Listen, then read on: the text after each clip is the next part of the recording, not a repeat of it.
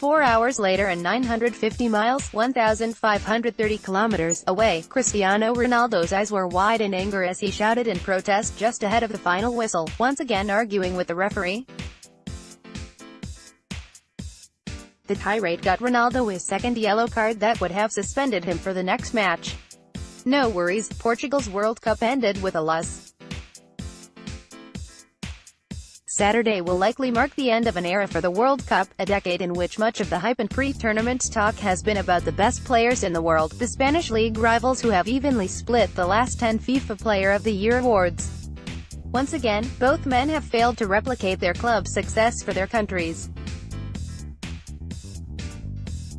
Messi is a week past his 31st birthday and Ronaldo 33, former phenoms unlikely to reach Qatar 2022 or retain their exceptional skill if they manage to hang on. For both superstars, a World Cup title remained an unreachable star. On Saturday, they were both outshined by a pair of Paris Saint-Germain teammates, France's Kylian Mbappé and Uruguay's Edinson Cavani. Younger legs have more speed and endurance. Most importantly, Cavani and Mbappé had more support and less pressure.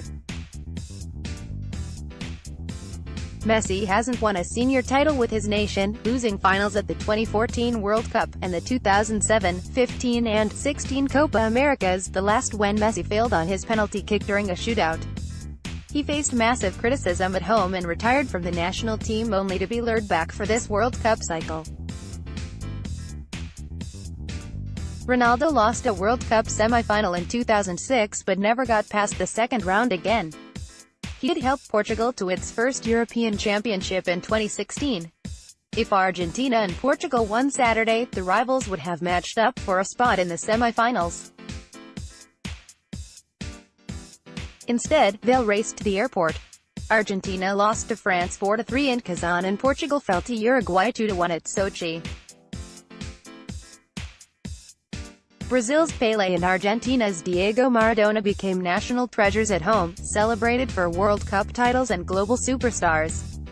Fans who never saw them play for their clubs know of Pelé and Maradona's accomplishments every 4 years at the global tournament. Messi and Ronaldo will be remembered for great club success but not country triumph. Barcelona signed the 13-year-old Messi to a contract scrawled on a napkin in 2000. He was 17 when he made his competitive first-team debut. Titles accumulated at an unprecedented rate, 4 in the Champions League, 9 in La Liga and 6 in the Copa del Rey. Adulation at Camp Nou turned into worship. Media called him La Pugla, the flea, for his small frame and unparalleled acceleration, and Arsenal manager Arsene Wenger equated Messi's moves with a video game creation, proclaiming he was like a PlayStation. He scored at a rate once unfathomable: 383 goals in 418 league matches, 100 in 125 Champions League games, and 552 in 637 first-team appearances overall. He was a lifer for one of the most popular clubs in the world, a brand of his own, earning love in Spain but detachment from his countrymen in South America. Too often, his World Cup failures were compared to Maradona's successes. Ronaldo, too, debuted at 17, for Sporting Lisbon. His crossover dribble was already famous when Alex Ferguson snatched him for Manchester United ahead of the 2003-04 season and gave him the No. 7 of just departed David Beckham.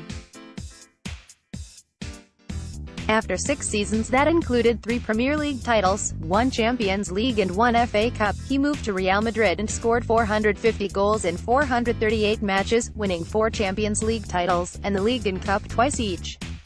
He set a Champions League record with 120 goals, leaving Messi a distant second. They were soccer's yin and yang, Messi understated and distant, Ronaldo flamboyant with a model girlfriend and attention-grabbing hairdos. They are global spokesmen, Ronaldo for Nike, Toyota and many more, Messi for the likes of Adidas and Pepsi. Ronaldo grew a goatee for this World Cup. He said it was because of a bet with Portugal teammate Ricardo Quaresma, but it coincided with the release of a commercial of Messi with a real goat, as in greatest of all time. They have entertained becoming household names in continents far afield, royalty of the internet age when satellites beamed their twice-a-week matches to homes, bars and laptops in ways Pelé, Maradona and predecessors couldn't envisage.